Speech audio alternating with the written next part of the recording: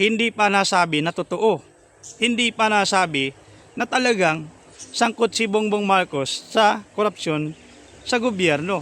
Kundi opinion lang mga boss ang sinabi ni Banat Bay.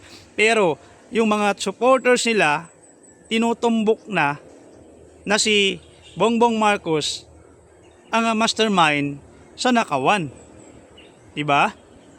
So narinig nyo mga DDS, malinaw mismo na sinasabi ni Banat Bay na opinion. So ibig sabihin, wala pang patunay, opinion lang. Lahat ng sagot ni Mayor Isko, no, hindi nyo nagustuhan. Sigurado hindi nila nagustuhan to mga boss. Diba? Kasi lahat ng sagot ni Mayor Isko ay totoo. Diba? Eh di kayo ngayon ang nabudol ni Mayor Isko dahil yung programa ni PBBM, ayun, na-promote pa sa SMNI. Grabe, nakakatuwa talaga no, itong si Mayor Isko na marinig mo na nagsasalita. Siguro naman napanood nyo, narinig nyo ang kanyang mga sinabi. So alam naman natin lahat, itong mga nagtatanong sa kanya ay DDS vlogger. At alam nyo ba mga boss, iniisip ng mga to, inaakala nila ang sagot ni Mayor Isko Moreno, no, na maging ano sa kanila pabor sa kanila yung isasagot ni Mayor Isko. So yun yung inaasahan nilang sagot. So itong interview nila kay Mayor Isko, hindi naman nila pwede i-cut. Hindi naman nila pwede putol-putulin yung mga sinabi ni Mayor Isko dahil hindi nila kaya tanggalin yung mga sinabi ni Mayor Isko na pangit na hindi nila nagugustuhan. Kasi alam nyo mga boss, yung start pa lang ng programa nila hanggang ending ng programa nila ay hindi talaga nila nagustuhan yung buong sagot ni Mayor Isko. Hindi nila inaasahan na ganito yung mangyari sa kanilang mga tanong. So palpal talaga sila dito. Diba? Biruin nyo.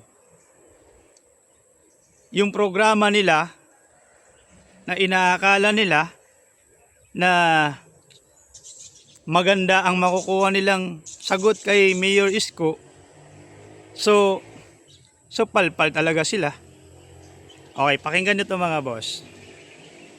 Ito, nagtanong ito si ayan pakinggan nyo to.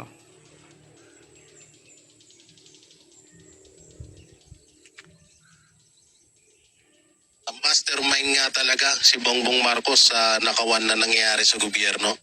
Ano yun chismis yun parang showbiz ang dating. Yung para sa akin, wala akong makita na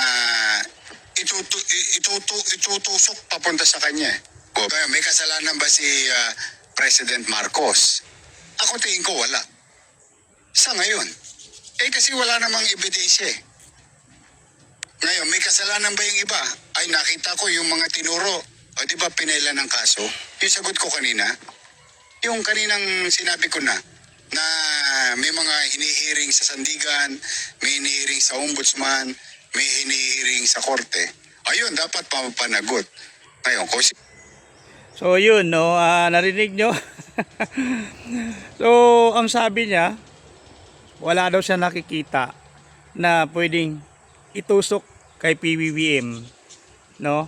Pero yung may mga napailan, yung mga napailan ng kaso ay dapat managot. So ibig sabihin, kasama yung iniidolo nila na napailan, no, hinihiring. So yan, patuloy natin. Sino pa mang matatamaan, buntot nyo, hila nyo. Pero Yorme, let's follow your logic. Yes. Sabi nyo kung nagkamali yung isa, tinuro si ganito, tapos hindi nyo inaksyonan, kayo may kasalanan. Tama. Ganun na nangyari. Si Zaldico may kasalanan, hindi inaksyonan ni Romualdez, so si Romualdez ang tinuturo. Ay alam naman natin natin, whether we like it or not at we deny, si Romualdez, hindi naman gagalaw yan nang walang basbas ng presidente. So, So ito si Banat Bay, mga boss, pilit niya ang idinadawit itong si Bongbong Marcos na siya ang mastermind. Pilit niyang sinasabi na si Bongbong Marcos ang mastermind sa nakawan. So itong sagot ni Mayor Isko. there is a corruption from bottom na nanggaling sa Kamara. Imposible namang walang kinalaman ng presidente. May tinatawag kasing by association Misa pag na-associate ka, for Tama. example si President Marcos, pinsan si Speaker. Yes. Tama, by association. Di ba yan din naman ang ginawa sa akin. Katabi ko lang si Joma. Anong tawag na sa akin? Is komunista. Oh, tama yan, tama. Tama, Hindi, straightforward. Mm. Minsan, natatabi ka lang sa litrato. For example, yung itinatabi si BP Sara sa isang litrato ng tao, ina-associate. So may kasalanan na si BP dahil may picture siya sa akin. Correct. Lalo Oh, yun, narinig nyo, no? Tama naman yung sinabi niya, no? So, dito, sinabi niya, ginawa niyang halimbawa, itong si Vice President Sara Duterte, para hindi naman gaano masaktan yung mga nag-i-interview, yung mga nagtatanong, no? Para hindi naman gaano masaktan na itong si Mayor Isko ay talagang sumusuporta sa Marcos. Kasi kaya nga sabi niya, no, kapag tinabi lang yung larawan, aba, no? So pwedeng may kasalanan ka na kapag yung natabihan mo, may kasalanan, di ba? So ayan, pakinggan nyo. ako, 5-5 yata nagpa-picture sa akin. Paano kung mamamatay tao pala yung katabi ko? So Yun. ang point ko is that, kung si Saldi umamin Mm. sa kasalanan niya, Mm. papanagutin niya. Yes, tama. Papanagutin natin. Inamin niya Ang sabi niya, siya nagdala ng pera, ng ganito, ng mali-maleta. O inamin niya. O papanagutin natin. May tinuro siya. O di kasuhan natin. Ayun. Ayan natin, halimbawa, tinuturo niya si Speaker. Meron daw silang anong tawag diyan, connivance. O di papanagutin. Pero ako kasi, halimbawa, katulad yan, sandpit ko yan. Di ba? Kung yung nanay nga niya, hindi siya mabantayan ng 24 oras, ako pa kaya. Correct. Yes. So they may be guilty of something or they may be not guilty of anything. Di ba?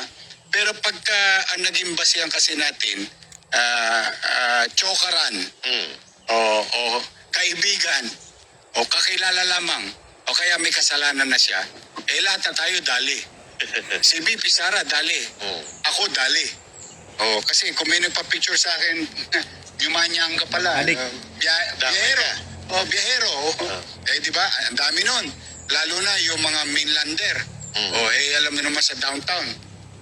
Kami, madidistinguish namin sino Filipino-Chinese, sino mga mainlander. But we are public officials. Yes. Kaya ako talaga sa totoo, sa akin lang yun ay applicable kay President Marcos na maaaring may ginagawa yung iba na hindi niya alam. Minsan na-associate lang siya. Yeah? Ganun din naman yung kay BP Sara. Bakit natin sasabihin dahil lang sa may litrato? May kasalanan na si BP Sara. Ano yan? Ano sinabi? Ano yung nag-gaibi, nagbota ng Anchape? Ng pera kay BP Sara? Sabi lang niya yun Yes. Di ba? So yung akin, gano'n. Kaya ang pinakamabisa sa ating mga Pilipino, ito naman, in conclusion, ako naman ito lang, para hindi tayo naliligaw at hindi pumapait ang buhay natin. Kasi minsan, nakakainis talaga dahil nakakakonsumi, hirap na nga. Tapos ito pa, balitang naabutan mo, di ba? Tira dito, tira doon, point A to point B, 90 million. Nung hindi na-discover, point B to point A, 90 million ulit. Nung mabibisto na, ginawa pa ulit point A to point B. Pag iniisip mo yon, talaga mabubisit ka at gusto mong ilagom. Lahat na kayo may kasalanan. Lahat kayo walang iya. Ganun na. Ang problema noon, yung susunod na henerasyon. Yun. Kapag hindi tayo naging mainam na papanagutin yung tunay na may sala at ilalagom na lang natin sila dahil sa politika o away sa politika, wala nang tatamasahing maayos na pamahalaan Yes. ang mga anak natin. Doon tayo. So, you're not saying na totally clean si Presidente Marcos. Ang tanong ko nga, hindi ko nga masasabi kung ako, baka mamaya may kumakalawit din sa City Hall nang hindi ko pa alam. I have 20,000 people under my command. At totoo yung sinabi mo kanina, Banat, yung same logic. Pag may isang nangalawit sa kalsada ron, yung alam, nangutong na lang, pananagutan ko sa taong bayan yun. Malinaw na malinaw, at alam nyo naman, etong si Banat Bay, pinipilit niya talaga na si Pangulong Bongbong Marcos ang nasa likod ng korupsyon na ito. Pero anong sabi ni Mayor Isko? Napakalinaw mga boss. Kung hindi nyo naiintindihan, yung iba medyo nahihirapan intindihin. So ganito lang yun mga boss. Ang sabi ni Mayor Isko ay isang halimbawa lang. No? Ginawa niyang halimbawa ang sarili niya. Meron siyang hinahawakan ng mga tao sa baba niya dahil mayor siya at napakarami. At kung may iisang taong nagnakaw sa kanyang mga taong nasasakupan, hinahawakan, sasabihin ng tao na makakaalam, magnanakaw ang administrasyon ni Mayor Isko. Sa kanya yung tama. Kapag may isang kalsada na ginawa, tapos yung tao ni Mayor Isko ay hindi nilagyan ng bakal, dahil yung pambili ng bakal ibinulsa, tapos nasira yung kalsada, nabisto, nakakita ng taong bayan, walang bakal. So sino ang sisisihin ng taong bayan? Si Mayor Isko.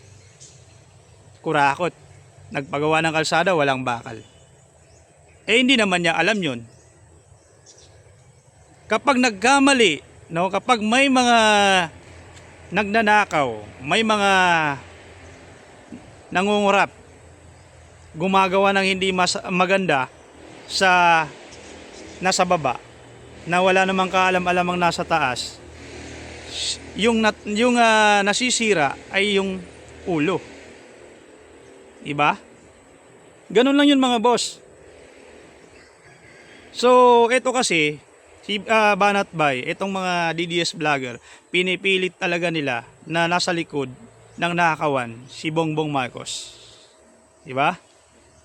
Napakalinaw. Ayan o. Pakinggan nyo to. May iba kaming opinion, nananatili pa rin ang aming opinion na ang mastermind ng lahat ng korupsyon na ito, walang iba kundi si Marcos. So, yun ang aming opinion. Kung iba man ang opinion ni Yorme, opinion niya yun. O yun. Narinig yung mga boss, no? Yung pagkasabi ni Banat Bay, opinion niya daw, opinion ng mga DDS vlogger na nananatili sa kanila na si Bongbong Marcos ang nasa likod ng korupsyon na nangyayari. So nakakaasar yung tawa ni Mayor Isko, 'di ba? Ang laking tawa, no? So alam nyo, kasi ito malinaw na malinaw, sabi ni Banat Bay na nananatili pa rin ang kanilang opinion na nasa likod ng nangyayaring korupsyon ay si Bongbong Marcos. Opinion mga boss. 'Di ba? Opinion. Narinig nyo, napakalinaw, opinion. Pero bakit yung opinion ni Banat Bay pero nasa baba ng mga supporters nila ay naniniwala na totoo? 'Di ba? Totoo yung sinasabi ni Banat Bay. Pero kay Banat Bay mga boss, opinion. Hindi pa nasabi na totoo. Hindi pa nasabi na talagang sangkot si Bongbong Marcos sa korupsyon sa gobyerno. Kundi opinion lang mga boss ang sinabi ni Banat Bay. Pero yung mga supporters nila tinutumbok na si Bongbong Marcos ang mastermind sa nakawan. Diba? So narinig nyo mga DDS, malinaw mismo na sinasabi ni Banatbay na opinion. So ibig sabihin, wala pang patunay, opinion lang. Diba? Hindi totoo. Pero ba't kayo sinasabi nyo, tinutumbok nyo na ang mastermind ay si Bongbong Marcos sa nangyayaring korupsyon? Pero ito pa mga boss, kasi ito nakakatuwa talaga itong si Mayor Isko Ayan biruin nyo mga boss, si Mayor Isko inimbitahan nila dahil inaakala nila na maganda yung sagot ni Mayor Isko at magiging pabor sa kanila. Pero sa kabila nun mga boss, hindi nila ito nagustuhan. At bukod pa ron mga boss, naging maganda yung pag-imbita nila kay Mayor Isko sa SMNI dahil naging na-promote pa ni Mayor Isko yung programa ni PBBM sa SMNI. Ayan, pakinggan nyo. The national government came up with ayuda, yung 5,000 sa ating mga driver through the office of the president. Then ito, nilaunch natin isang araw yung bigas, biyayang bigas para sa Maynila. Ito naman ay nanggaling sa Office of the President Ferdinand Bongbong Marcos. Ibinigay sa amin ito 2 months ago. Ang tawag sa pondo na yan, LGSF, Local Government Support Fund, na kung saan ang inatasan sa amin ni Pangulo ay yung bumili ng bigas sa magsasaka, lokal, at ibigay yung bigas 10 kilo bawat pamilya for the next 6 months, every other month. So tatakbo tong programan tong bigas, yung 10 kilong bigas sa Maynila, at hindi lang sa Maynila. I think it's gonna happen. Kaya lamang kasi kami, talagang binilisan lang namin na kung po pwede, maibigay ng mano pa, no? Natapat sa krisis. Working class. Yan ang tatama naman dyan. Working class, kasi mga middle class, working class, mga empleyado, ang pinili ng Maynila. 80,000 families. Dami. Tatakbo to 6 months. Every other month, tama ka. Every other month. 6 months within the year, every other Galing month. sa national. 80,000. Office of the President, under the LGSF. Yorme, matuloy kaya. Baka hindi kaya mabudol kayo. And ang good news naman, Oli, hindi Ayun, narinig nyo baka daw mabudol. Kasi itong mga nagtatanong, mahilig sa budol. Pakinggan nyo yung sagot ni Mayor Isko. na-unload na kasi yung pera na yan. Nabid na, kumbaga. Yung sinabi ko sa iyo, pinatakbo namin yung mga regulasyon, sinunod namin, pinilisan namin, then yun.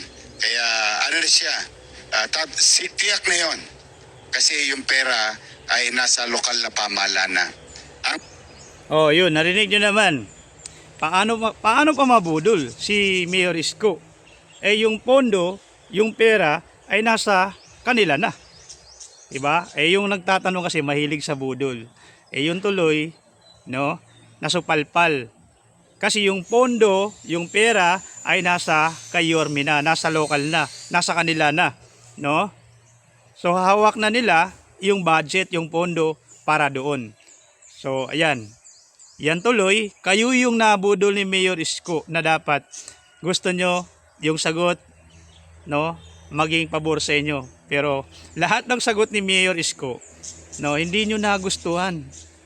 Sigurado hindi nila nagustuhan to mga boss. Diba? Kasi lahat ng sagot ni Mayor Isko ay totoo.